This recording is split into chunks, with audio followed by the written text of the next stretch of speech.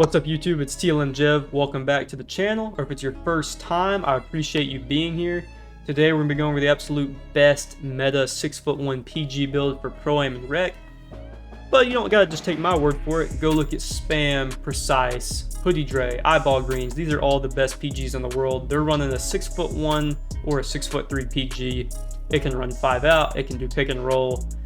It's got contact dunks, has the best shooting, the best playmaking, the best dribbling, high acceleration. I mean, there's nothing the build can't do, okay? I promise. 6'1", 160 weight, 6'7" wingspan. Body shape, I went with compact. You can choose whatever you like right there.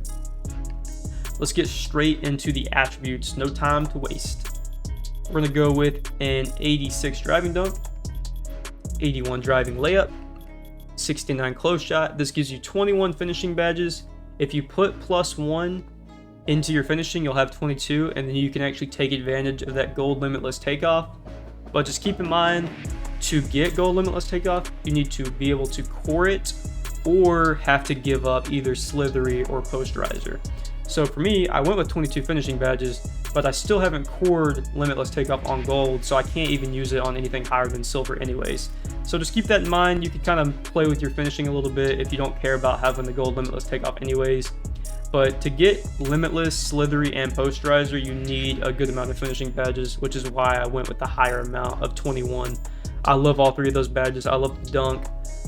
Most of the time I'm running pick and roll, but I still love to get to the rim as well. So I went with just the absolute best finishing I could get on a 6'1".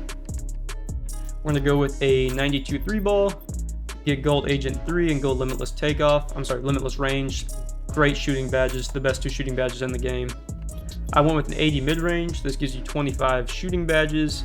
You could pop it up to an 81 to get Hall of Fame Mini Magician. Kind of depends on your play style. I don't really use Mini Magician on super high anyways.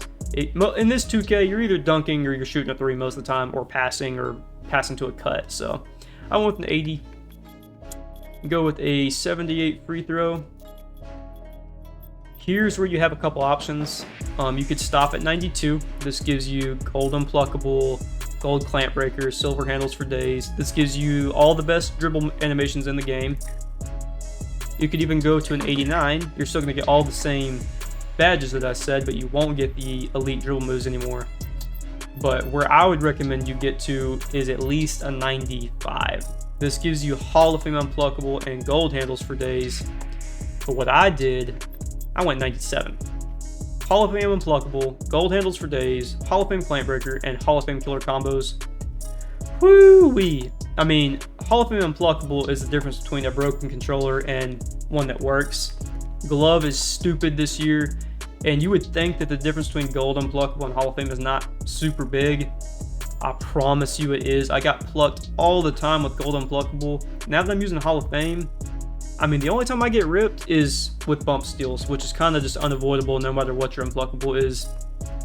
And then Hall of Fame clamp breaker is broken. You get so many blow-bys. People can't really just ride your hip for those kind of animations.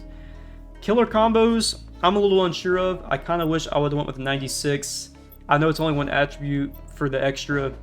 Some guards run killer combos, but almost any of them that you ask what they think it does or what's the benefit, they kind of give a vague answer. They see other people use it, they see it pop up. I don't really feel like it does a whole lot. I think it does give you extra stuns on your defenders, but that's just not something you can really rely on. It's kind of RNG related. I don't even run killer combos now, but I think having the ability to run it on Hall of Fame is nice, so I went with a 97. 85 pass accuracy. This gives you the LaMelo Ball pass style. You could go to an 86 to get Hall of Fame Floor General and Gold Needle Threader. I just went with an 85. I run LeBron's pass style anyways, but just because you can get LeBron's at 75 doesn't mean you should stop there. As the main passer, the main ball handler, you do not want to be passing the ball with 75 pass accuracy. If you're playing against good lockdowns, good defenses, 75 is too dang slow. A lot of these people are making their PGs with 75 and 80 pass accuracy, and it's just too slow. Passing is already not great this year as it is. There's bad catch animations, bad pass animations. Get 85. Make it better for your teammates. Make it better for yourself. Go with at least an 85. I went with an 86 speed with the ball. That gives you 27 playmaking badges. Speed with ball doesn't really matter that much this year anyways. I wouldn't worry too much about it. Acceleration is where the money is made. You need high acceleration. It's how you blow by your defenders. It's how you get down the court. You want to be zoomy. You want to pair that high acceleration with a really high Hall of Fame quick first step. We're going to go with a 75 vertical. This gives you the contact dunks I was talking about earlier. And then I went with a 90. Let's see, 1 second. Pop this here. And then bump this up a little bit. There we go. Okay, so now we're a 99 overall, 21 finishing, 25 shooting, 27 playmaking. And you're looking at the defense and you're thinking, how'd you get Hall of Fame defensive liability with only 1 badge? Defense is not the strongest of this build. It was never meant to be. My defense is just fine. I'm almost always playing with a full team. If you're playing Rec or Park solo, you probably shouldn't make this build in the first place. I would probably go with the 6'3", lower some of the offense, raise up the defense. But for me, I'm always being hidden away in a corner. My defense from my team is super strong. I've got great lockdowns, great centers.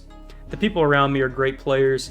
I can be hidden away in a corner, and I'm only going to give up a 2 to 6 points a game off of backdoor cuts, maybe.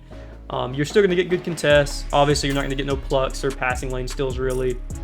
But you don't need to. You're the offensive guard. Your job is to score for the team, get other people involved. That's what this build is designed to do. So there's the build. This is the takeovers I actually run. I don't run team takeover boost very much. I run double limitless. Shooting in this game is where the money's made. If you're running the pick and roll, even a 5-out, having the option to the second you cross half court, you're able to pull with limitless range. That is just so valuable to not only yourself but your team. It makes everyone on the entire defense have to respect you more and step up higher. Whew, this takeover makes 2K kind of ridiculous, especially when team takeover is lit. You've got 3 people with limitless range on the court. Like, you can't play cuts or anything. This is the build. I'll show you the name real quick and then we'll get out of here. If you stayed to the end, drop a comment. Like, again, I said, subscribe to the channel if you want to see the best 2K content. We're going to keep grinding, keep growing, just trying to get better at this. I love making content, love editing this stuff, so just tune in. As you see, it's a shot creator. That's the build. Hope you guys have a great rest of your day. Peace out.